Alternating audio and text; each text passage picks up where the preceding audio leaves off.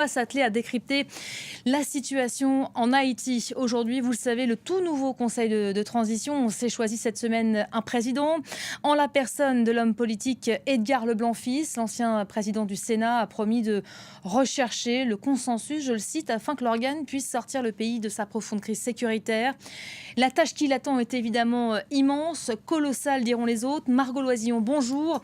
Vous êtes avec nous, journaliste et rédactrice en chef à France 24. Vous étiez en Haïti il y a un an, d'où vous avez sorti un reportage intitulé Les plaies d'Haïti. Alors pour évoquer la situation sur l'île, vous avez, c'est un peu la tradition maintenant, choisi une image somme toute assez évocatrice. Racontez-nous. Oui, alors j'ai choisi cette image qui a été prise par le photographe Clarence Siffroy de l'agence AFP. Et elle m'intéresse parce qu'elle a été prise le 24 avril, c'est-à-dire quand même déjà après les graves affrontements auxquels on a assisté à Port-au-Prince et la démission du très contesté ancien Premier ministre désormais Ariel Henry. Donc cette image nous prouve que les déplacements au sein de la ville finalement continuent toujours malgré, on va dire, un changement politique. Il y a un autre petit détail, plusieurs détails sur cette photo. Donc déjà on voit l'état de la route qui est catastrophique. Nous voyons ces gens qui quittent probablement leur maison avec quelques petites affaires uniquement. Et puis c'est un panneau solaire qu'il a sous le bras. Exactement, c'était ce à quoi je voulais venir. Cet homme tient un panneau solaire parce qu'il faut savoir qu'à Haïti, tout ce qui est énergie aujourd'hui est un énorme problème. L'électricité, mais évidemment l'eau potable également, les carburants. Il y a énormément de pénuries dans le pays. Donc on voit que quand on se déplace aujourd'hui à Port-au-Prince, l'un des biens essentiels, c'est l'énergie. Voilà pourquoi j'ai pensé à cette photo. J'ai également pensé à cette photo parce que lorsque nous nous sommes rendus à Port-au-Prince il y a un an, nous avions rencontré une femme, une mère de famille, qui elle-même était déjà une déplacée au sein de Port-au-Prince. Donc ces déplacements internes ont lieu depuis longtemps. Elle s'appelle Jésumène, elle est mère célibataire de 3 enfants. Je ne sais pas aujourd'hui où est-ce qu'elle vit, je n'ai plus de nouvelles, mais je vous propose de l'écouter. Elle se confie à nous il y a un peu plus d'1 an. Hier, je parlais avec mon frère aîné, qui me disait que l'on vit dans l'angoisse, qu'il dort angoissé, à cause des coups de feu des gangs, du fait qu'ils entrent dans les maisons. La nuit dernière, l'angoisse l'a empêché de dormir. On ne vit pas réellement, on n'a pas de vie. Les enfants aimaient leur ancien quartier. Ils l'aimaient beaucoup. Je ne sais pas si en grandissant, ils voudront quitter le pays. Je ne vois pas très bien quel va être leur avenir. Voilà, Margot, on le répète, ça c'était il y a un an. La misère, elle n'a fait que se renforcer depuis. Oui, malheureusement, la misère n'a fait que se renforcer. Et je mettrai un corollaire en parallèle de cette misère, c'est l'augmentation, encore une fois, de la violence depuis que nous nous y sommes rendus. À l'époque, donc en février 2023, lors de ce reportage, c'était 60% de la ville de Port-au-Prince qui était contrôlée par les gangs. Aujourd'hui, on parle de plus de 80%, 85%. Donc finalement, les déplacements, malheureusement, ont continué comme celui de Jésumène, et en fait ils se sont même aggravés puisque peu après notre départ, ce sont des camps de réfugiés qui ont été créés au sein même de la capitale. Et plus récemment, fin février, lorsque les gangs ont pris la prison, plusieurs commissariats, et qu'il y a eu cet excès de violence, on a vu des habitants prendre des bâtiments publics pour s'installer et pour se mettre à l'abri de ces violences. Il faut savoir que donc sur le mois de mars 2024, ce sont 100 000 personnes qui ont fui la capitale de Port-au-Prince. Et bien évidemment, tous ces déplacements entraînent des choses catastrophiques. Les enfants ne vont plus à l'école. Il n'y a d'ailleurs plus d'école. Pour les adultes, c'est souvent très difficile de se rendre sur le lieu de travail. Et puis, je tiens aussi à souligner un chiffre important dont parfois on parle peu, mais c'est la violence sexuelle envers les femmes qui, dans ces camps, effectivement, a doublé. En fait, plus les gangs prennent des pouvoirs et plus les violences sexuelles contre les femmes augmentent.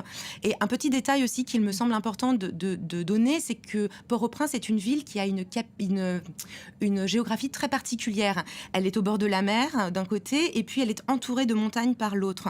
Donc finalement, c'est une ville, on peut dire, qui est comme une prison à ciel ouvert aujourd'hui, complètement enclavée, puisque les 2 sorties de la ville qui se trouvent au nord et au sud sont tenues par les gangs. Donc même lorsque les gens tentent de fuir Port-au-Prince et ses violences, eh bien ça peut mal se passer puisque les gangs sont sur place. Donc nous avons une ville enclavée, un aéroport fermé depuis le mois de mars. Nous avons également un port fermé. Enfin, la frontière avec la République dominicaine qui est fermée. Donc tout ça empêche toute l'alimentation d'arrivée dans le pays, sachant que Haïti importe pratiquement tous ses biens, il y a très peu de production locale, et donc on assiste également à une très grave crise alimentaire aujourd'hui dans le pays. Une vraie question, c'est celle de la sécurité. On va aller prendre la direction de Port-au-Prince dans un instant, mais les gangs mieux armés que la police, qui lançait à l'époque un appel à l'aide, c'est tout le système qu'il faut aujourd'hui repenser. Oui, alors repenser, reconstruire, enfin, pour être très honnête, je ne sais même pas ce qu'il reste Penser aujourd'hui. même tout court, peut-être. Voilà, on ne sait pas très bien malheureusement, ce qui reste aujourd'hui. La police a un attirail de travail, dirons-nous, dans un état catastrophique, tandis que les gangs, eux, sont extrêmement bien armés, avec des équipements professionnels. Les médecins nous le disent, les calibres de balles des blessés sont toujours de plus en plus grands. Je vous propose d'écouter peut-être un policier de Port-au-Prince qui nous parlait de la situation il y a un an. Il y a quelques espaces qu'on ne peut pas se permettre de pénétrer sans ne pas avoir un blindé. Il nous faut des moyens, des équipements, des véhicules capables de prendre beaucoup de dispositions à ce que nous ne perdions pas d'autres espaces qui sont jusqu'à présent libres. Voilà, la sécurité qui est évidemment l'un des principaux enjeux que va avoir à relever le tout nouveau Conseil de transition. Donc, on va s'atteler à décrypter la situation en Haïti. Aujourd'hui, vous le savez, le tout nouveau Conseil de transition, on s'est choisi cette semaine un président. En la personne de l'homme politique Edgar Leblanc-Fils, l'ancien président du Sénat, a promis de rechercher le consensus, je le cite, afin que l'organe puisse sortir le pays de sa profonde crise sécuritaire. La tâche qui l'attend est évidemment immense, colossale diront les autres. Margot Loisillon, bonjour. Vous êtes avec nous, journaliste et rédactrice en chef à France 24. Vous étiez en Haïti il y a un an, d'où vous avez sorti un reportage intitulé « Les plaies d'Haïti ». Alors pour évoquer la situation sur l'île, vous avez, c'est un peu la tradition maintenant, choisi une image somme toute assez évocatrice. Racontez-nous. Oui, alors j'ai choisi cette image qui a été prise par le photographe Clarence Siffroy de l'agence AFP. Et elle m'intéresse parce qu'elle a été prise le 24 avril, c'est-à-dire quand même déjà après les graves affrontements auxquels on a assisté à Port-au-Prince et la démission du très contesté ancien Premier ministre désormais Ariel Henry. Donc cette image nous prouve que les déplacements au sein de la ville finalement continuent toujours malgré, on va dire, un changement politique. Il y a un autre petit détail, plusieurs détails sur cette photo. Donc déjà on voit l'état de la route qui est catastrophique. Nous voyons ces gens qui quittent probablement leur maison avec quelques petites affaires uniquement. Et puis c'est un panneau solaire qui laisse sous le bras. Exactement, c'était ce à quoi je voulais venir. Cet homme tient un panneau solaire parce qu'il faut savoir qu'à Haïti, tout ce qui est énergie aujourd'hui est un énorme problème. L'électricité, mais évidemment l'eau potable également, les carburants. Il y a énormément de pénuries dans le pays. Donc on voit que quand on se déplace aujourd'hui à Port-au-Prince, l'un des biens essentiels, eh bien, c'est l'énergie. Voilà pourquoi j'ai pensé à cette photo. J'ai également pensé à cette photo parce que lorsque nous nous sommes rendus à Port-au-Prince il y a un an, nous avions rencontré une femme, une mère de famille, qui elle-même était déjà une déplacée au sein de Port-au-Prince. Donc ces déplacements internes ont lieu depuis longtemps. Elle s'appelle Jésumène, elle est mère célibataire de 3 enfants. Je ne sais pas aujourd'hui où est-ce qu'elle vit, je n'ai plus de nouvelles, mais je vous propose de l'écouter. Elle se confie à nous il y a un peu plus d'1 an. Hier, je parlais avec mon frère aîné, qui me disait que l'on vit dans l'angoisse, qu'il dort angoissé, à cause des coups de feu des gangs, du fait qu'ils entrent dans les maisons. La nuit dernière, l'angoisse l'a empêché de dormir. On ne vit pas réellement, on n'a pas de vie. Les enfants aimaient leur ancien quartier. Ils l'aimaient beaucoup. Je ne sais pas si en grandissant, ils voudront quitter le pays. Je ne vois pas très bien quel va être leur avenir. Voilà, Margot, on le répète, ça c'était il y a un an. La misère, elle n'a fait que se renforcer depuis. Oui, malheureusement, la misère n'a fait que se renforcer. Et je mettrai un corollaire en parallèle de cette misère, c'est l'augmentation, encore une fois, de la violence depuis que nous nous y sommes rendus. À l'époque, donc en février 2023, lors de ce reportage, c'était 60% de la ville de Port-au-Prince qui était contrôlée par les gangs. Aujourd'hui, on parle de plus de 80%, 85%.